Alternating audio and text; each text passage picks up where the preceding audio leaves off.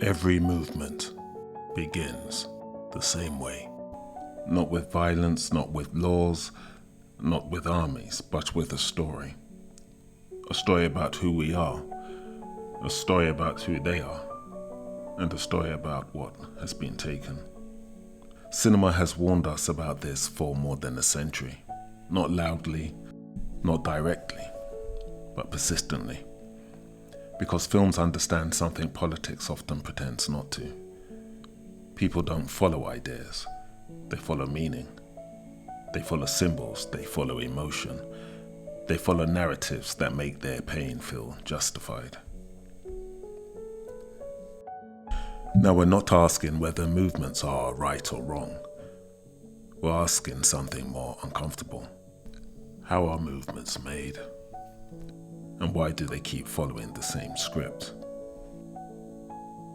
In 1895, a French philosopher named Gustave Le Bon wrote something interesting. He said that when individuals enter a crowd, they don't become more intelligent, they become more emotional, more suggestible, more primitive. The crowd doesn't think, the crowd feels. Cinema understands this instinctively. Watch any film about mass movements and you'll notice something strange. The ideology is rarely complex, but the emotions are overwhelming. Fear, humiliation, loss, anger. In The Wave, a simple classroom experiment turns into a totalitarian movement in days. Not because the students are evil, but because the movement gives them identity. A name, a symbol, a place. Belonging arises before belief. That's the first rule of every movement. Also stimmen wir ab. Wer ist dafür, dass ich während der Projektwoche eure Leitfigur bin? Und was soll das bringen? Jetzt warte erst mal ab. Oder anders gefragt, wer ist dagegen? Gegenstimmen? Enthaltung? Gut. Cinema doesn't portray leaders as gods. It portrays them as mirrors. In Joker, Arthur Fleck doesn't create a movement. The movement creates him. He doesn't ask for followers. They project themselves onto him. Their rage, their humiliation, their sense of abandonment. He becomes a symbol because symbols are easier than solutions. Real-world movements work the same way. A leader emerges not because they are extraordinary, but because they articulate something others feel, but cannot express. The leader says, "You are not crazy. You are not alone. You are being lied to." And suddenly, confusion turns into clarity. Emotional clarity. In cinema, this moment is always dangerous. You have meddled with the primal forces of nature! Because once emotion replaces complexity, truth becomes optional. In the evolution of the everyman activist, the leader doesn't need to look like a leader anymore. They need to look like you. Consider the trajectory we see repeated across contemporary movements. A working class background, a grievance that feels personal, a transformation from victim to voice. In the film Network, 1976, Howard Beale screams, "I'm mad as hell, and I'm not going to take this anymore." He's not a politician. He's not an intellectual. He's a broken man who accidentally becomes a prophet. The power isn't in his credentials, it's in his authenticity of rage. This is the template that modern far-right movements have perfected. A young leader who was born out of Luton, a football hooligan turned activist. He has working class credibility, but now it's weaponized. The narrative writes itself. I'm just like you. I've seen what you've seen. I'm saying what you're thinking, and they're trying to silence me for it. This isn't new. Cinema has shown us this character 1,000 times. The difference is that now he has a camera in his pocket, and an algorithm that rewards his anger. Every movement needs an enemy. not a real one, a symbolic one. Cinema shows us this repeatedly. In the film 1984, the enemy is always changing, but the hatred remains the same. V for Vendetta, fear is manufactured, then sold back as protection. Starship Troopers, violence becomes patriotic spectacle. The enemy doesn't have to be real, it just has to be useful. Movements simplify the world because complexity weakens anger. If the problem is complicated, no one feels powerful. If the problem is simple, everyone does. So the enemy becomes exaggerated, flattened, dehumanized. And once an enemy exists, identity follows. You don't need to know who you are. You just need to know who you are against. The architecture of an enemy. Far-right rhetoric constructs its antagonists. It's never just one enemy. It's a constellation that fills everywhere and nowhere. Elites, the establishment, mainstream media, radical Islam, cultural Marxists, the replacement. Notice the pattern in films like They Live. The enemy wears a mask. They look like us, but they're secretly controlling everything. This is the paranoid style that Richard Hofstadter identified in 1964. And it's the same structure the English Defence League mobilized around. The enemy isn't just different. The enemy is an invasion, a contamination, a plot. In the invasion of the body snatchers, your neighbors might already be replaced. In contemporary far-right discourse, your country already is. The rhetoric borrows the grammar of self-defense. We're not attacking, we're protecting, we're preserving, we're defending our way of life. Violence becomes preemptive, aggression becomes patriotism, hatred becomes love. Love for what's being lost. We understand the sleight of hand intimately. In Falling Down, Michael Douglas's character believes he's the reasonable one. Everyone else is insane. He's not violent, he's just pushing back against a world gone mad. The audience is invited to sympathize, then horrified when they realize they have. One of cinema's most uncomfortable truths is this: victimhood is powerful. Fight Club, men who feel invisible reclaim meaning through destruction. American History X, hatred becomes a substitute for dignity. Taxi Driver, isolation mutates into more absolutism. These characters don't see themselves as villains. They see themselves as victims who have finally awakened. Modern movements understand this perfectly.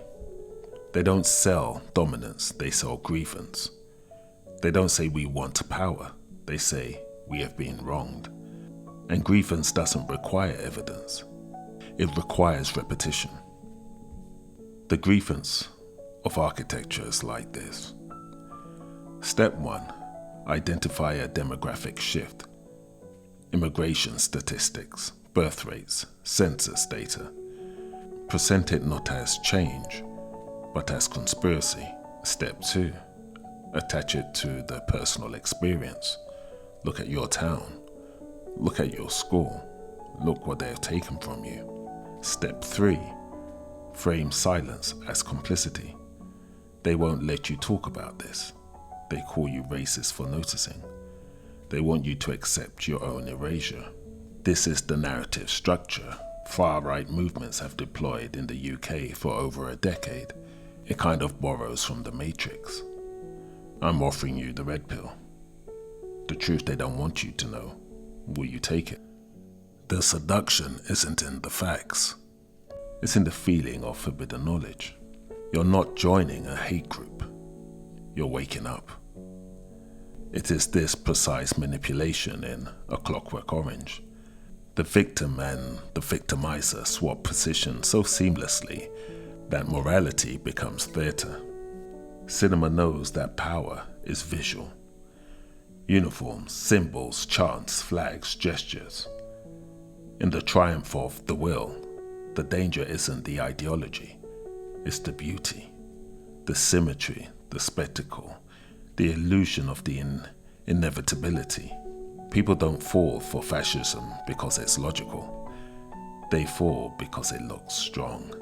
Aesthetic replaces ethics. Emotion replaces reason. Belief becomes performance. And performances creates loyalty. Once you chant together, march together, repeat together, thinking alone feels like betrayal. Far-right movements have mastered the aesthetics of rebellion, not the aesthetics of power. That's too obvious, too historically loaded. The aesthetics of resistance. Watch the visual language. Not uniforms, but hoodies, bomber jackets. Not stadiums, but streets, housing estates. Not orchestrated rallies, but spontaneous confrontations. Certain far-right movements didn't march like an army. They marched like football fans. Working class, passionate, authentic. The imagery borrows from protest movements of the left. The underdog, the silenced, the brave few standing against the powerful many. In Braveheart, we cheer for the outnumbered fighting tyranny. In 300, we celebrate doomed resistance against an invading horde. Far-right movements appropriate this cinematic language wholesale. We are the resistance. We are the rebels. We are fighting the empire. Except the empire is multiculturalism, and the rebellion is against inclusion. Cinema taught us that the aesthetics determine sympathy. Modern movements learn the lesson perfectly. You film yourself being arrested, being banned, being silenced. Each act of the consequence becomes proof of persecution. Each platform removal becomes martyrdom. The aesthetics scream, I'm the hero of this story. And if you believe the aesthetics, you'll accept the ideology. In almost every authoritarian film, the media is framed as the enemy. The Hunger Games, truth is staged. Brazil, bureaucracy replaces reality. Children of men, fear is constant, information is scarce. Because movements need a monopoly on meaning. If reality is contested, belief weakens. So alternative narratives must be discredited. Don't trust them. Only we tell the truth. Everyone else is lying. This is where contemporary far-right rhetoric has evolved beyond historical precedent. It's not just attacking specific newspapers or broadcasters. It's attacking the concept of verifiable truth itself. You don't just criticize the BBC. You build an entire alternative infrastructure. Independent YouTube channels, encrypted Telegram groups, crowdfunded documentaries, live-streamed investigations. The message is consistent. The mainstream media won't show you this. They're controlled, they're compromised, they're part of the problem. This borrows directly from The Truman Show. Everything you've been told is a set. Everyone you trusted is an actor. Only I can show you what's real. But here's the twist that cinema also predicted in Wag the Dog. The alternative isn't more truthful. It's just more emotionally satisfying. It confirms what you already suspected. It validates what you already feel. It gives you enemies you can understand and solutions you can grasp. The far right doesn't offer better journalism. It offers better storytelling. And in the attention economy, the better story wins. The most dangerous movements don't look like armies. They look like communities. In V for Vendetta, there is no single leader by the end. The idea survives without a face. this is modern power. Decentralized, emotional, algorithmic. Everyone feels chosen. Everyone feels righteous. No one feels responsible. Cinema understands this evolution. The moment outlives the man, and that's when it becomes hardest to stop. The Dark Knight, the Joker doesn't command chaos. He just creates conditions where chaos feels inevitable, where people believe they're choosing freely. This is stochastic terrorism. You don't tell anyone to commit violence. You just repeat endlessly that violence is justified. They're invading. They're destroying our culture. Someone needs to do something. You never say what. You just create the emotional conditions where someone will. And when they do, you condemn it. This is the innovation of 21st century extremism. Radicalization without recruitment. Mobilization without membership. Violence without accountability. After every mosque attack, every assault, every act of far-right terrorism, you could say, "This isn't what I wanted." But can you blame people for being angry? Look at what's happening to our country. The condemnation contains the justification. Arthur Fleck never tells people to riot. He just becomes a symbol they interpret, a blank screen they project their rage onto. When the violence comes, he's surprised, but he's also not responsible. He just told his truth. The audience did the rest. Some films feel kind of prophetic now, because modern life creates perfect conditions for radical narratives. Economic insecurity, loss of status, cultural dislocation, digital isolation. Social media doesn't radicalize people. It accelerates what already hurts. Algorithms reward outrage. Nuance disappears. Certainty spreads faster than doubt. Cinema warned us, not because filmmakers are prophets, but because power always repeats itself. Only the costumes change. But here's what cinema couldn't fully predict: the role of the algorithm in writing the script. Ex machina, the AI manipulates through pattern recognition. It gives you what you want before you know you want it. YouTube's algorithm does the same. You watch one video questioning immigration policy. And then you look at parts of London, for example, where the road names, the underground signs, aren't just in English, they're in a foreign language as well. The algorithm suggests something slightly more extreme, then more extreme, then more extreme. Not because there's a conspiracy, because engagement is the goal, and outrage engages. Within months on X or TikTok or Instagram, you've gone from "I'm concerned about immigration" to "Western civilization is under attack." You think you choose this journey, but the path was architected. And certain leaders understand this perfectly. They design content for algorithmic amplification, conflict and confrontation, simple heroes and villains, cliffhangers that demand the next video. He's not just an activist. They are content creators optimizing for virality, and the algorithm rewards them. Not because it agrees with their politics, but because the content keeps people watching. This is the dystopia the Circle tried to warn us about. Technology that amplifies our worst impulses while calling it freedom. Most movements now are not just ideological. They're entrepreneurial. Crowdfunding campaigns, merchandise, speaking tours, legal defense funds, premium content subscriptions. Being banned from platforms isn't just persecution, it's marketing. Each arrest becomes fundraising opportunity. Victimhood is monetized. This is the equation cinema explored in Nightcrawler. If it bleeds, it leads. If it outrages, it engages. If it engages, it earns. When building a movement, you can build a sustainable business model around grievance. You're not donating to a cause.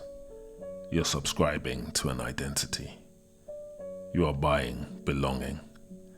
And once you've invested financially, you've invested emotionally. Leaving the movement means admitting you were scammed, so you double down. Hannah Arendt warned us about something deeply uncomfortable. Evil doesn't always come from monsters. It comes from ordinary people who stop thinking. The zone of interest, horror exists just off screen. Schindler's List, bureaucracy kills without emotion. The Wave, students enforce rules they invented yesterday. The most dangerous question isn't how could they do this, it's how easily could I.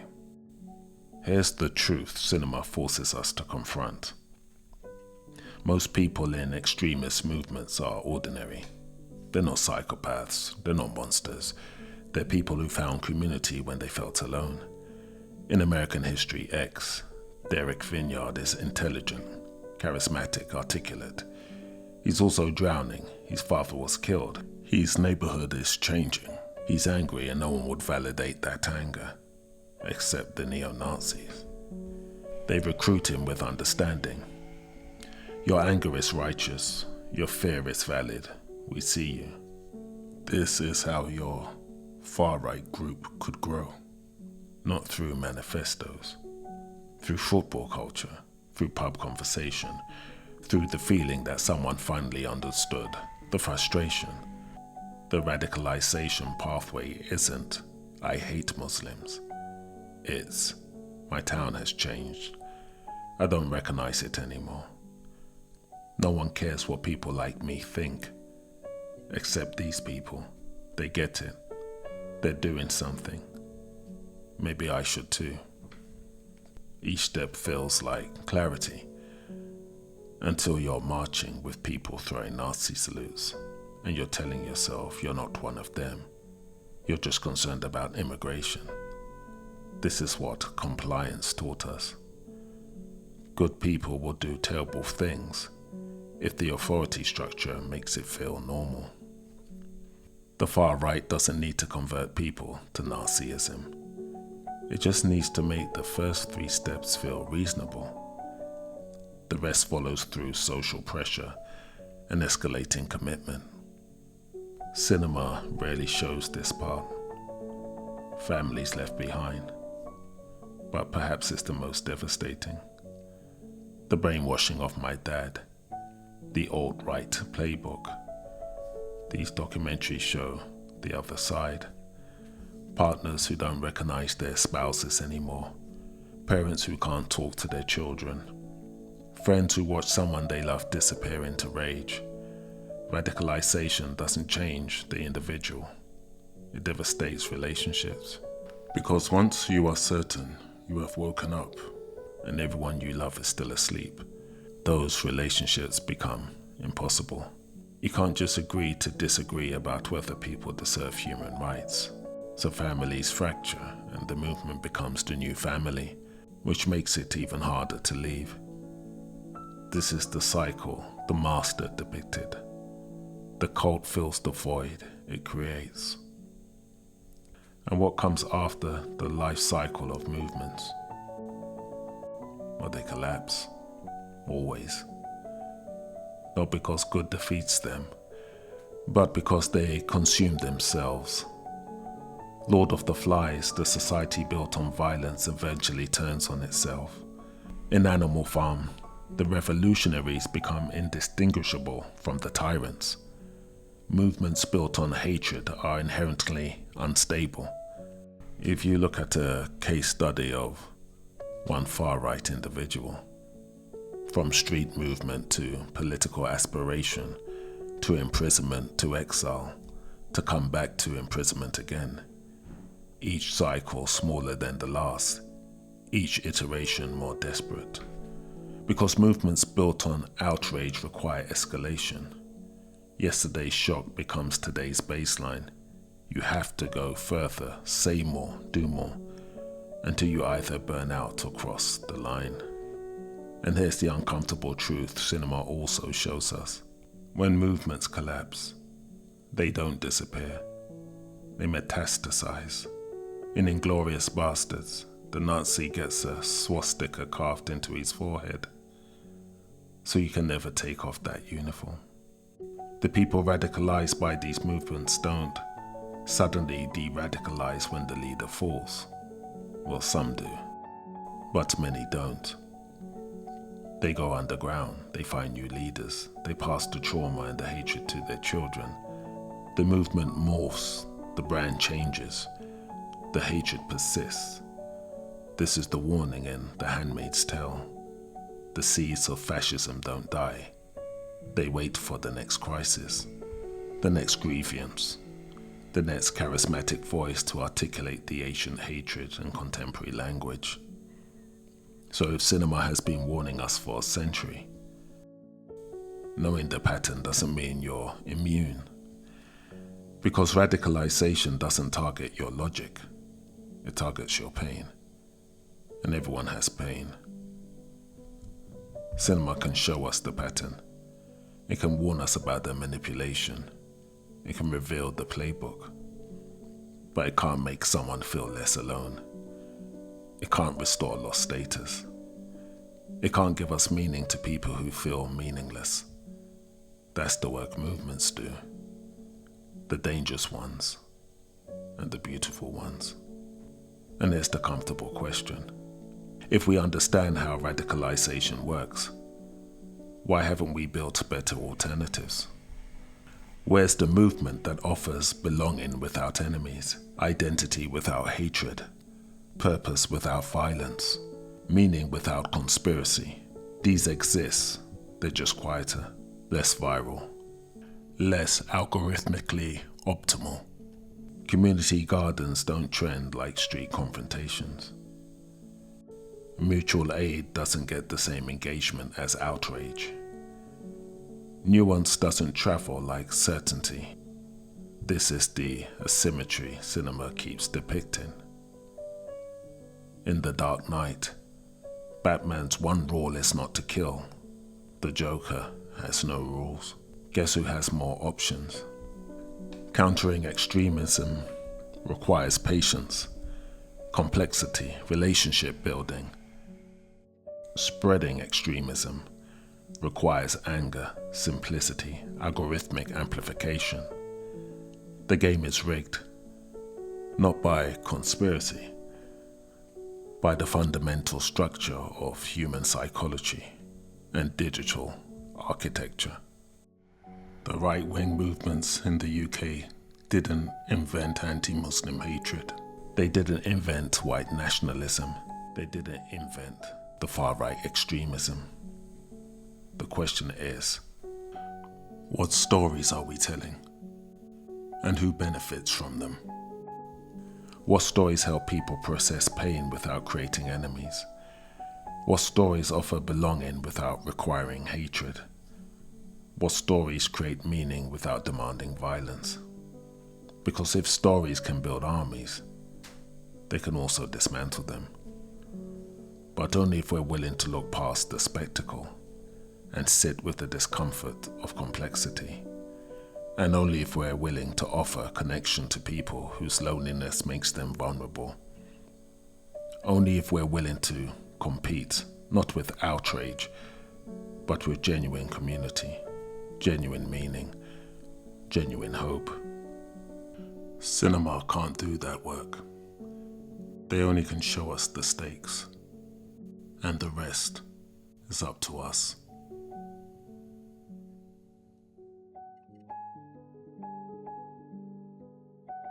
Please subscribe to VAST, a portal of immersive learning and sharing. Also subscribe for information on our upcoming events.